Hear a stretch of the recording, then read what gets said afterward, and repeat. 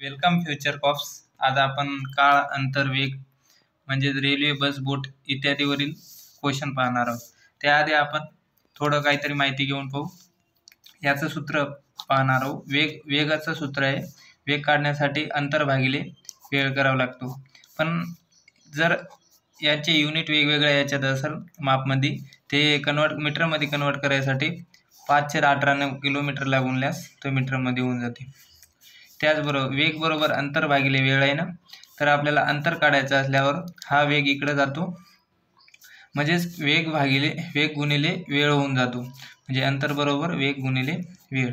आता हा वेळ काढण्यासाठी या अंतर हे वेग भागाकारामध्ये येतो, अंतर भागिले वेग. परंतु आपल्याला हे फॉर्म्युले यूजच करायचे नाहीत. आपल्याला फक्त हे 6 नियम आहेत, ते नियम लक्षात ठेवायचे.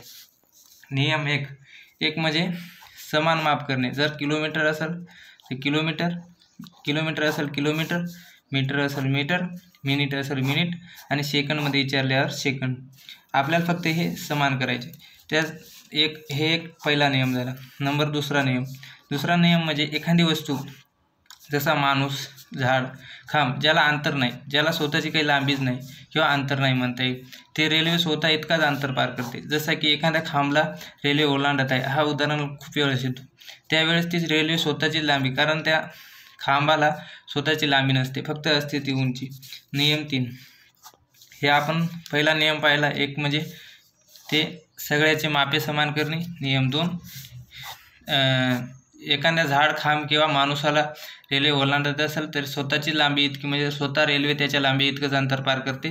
नियम 3 लांबी असणारे, जसे की दुसरी रेल्वे एखादी पुढून येणारे असेल किंवा त्याचे समांतर पळत असणारी रेल्वे, नंतर बोगदा, प्लॅटफॉर्म इत्यादी, यांना जर पार करताना स्वतःची लांबी आणि त्या वस्तूची लांबी, वस्तू म्हणजे याच्यात दुसरी रेल्वे, बोगदा, प्लॅटफॉर्म, या दोघांची बेरीज करावी लागते. एवढा अंतर ती पार करत असते. म्हणजे पहिली रेल्वे समजा ए आहे, ते एखाद्या प्लॅटफॉर्म बीला पार करत आहे, तर यांच्या दोघांच्या अंतर एवढी ती रेल्वे अंतर पार करत असते. हा नियम 3 झाला. नियम 4 जर बघायचा असेल, नियम 4 काय म्हणतो, 2 रेल्वे एकाच दिशेने, जसे की ही पण रेल्वे पश्चिमेकडून पूर्वेकडे पळत असेल आणि दुसरी रेल्वे त्याच रस्त्यावर, त्याच मार्गाने, त्याच दिशेने पश्चिमेकडून पूर्वेकडे जात असेल, तर त्यांच्या वेगाची वजाबाकी करावी लागते. आणि ती विरुद्ध दिशेने, म्हणजे पश्चिमेकडून पूर्वेकडे एक रेल्वे जाते, ए रेल्वे, दुसरी रेल्वे बी पूर्वेकडून पश्चिमेकडे येते, यांच्या वेगाचा बेरीज करावी लागते. हे 5वा नियम झाला.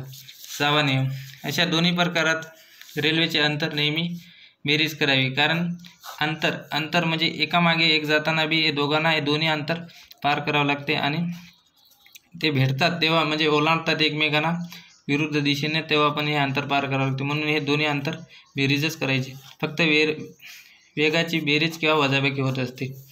त्याच्यानंतर या 6 नियमावरच आपण अशा प्रकारचा एक क्वेश्चन पाहणार आहे. तशी पहिला उदाहरण आहे, पहिला प्रकार आहे, याच्यानंतरचे पण सगळे होतील.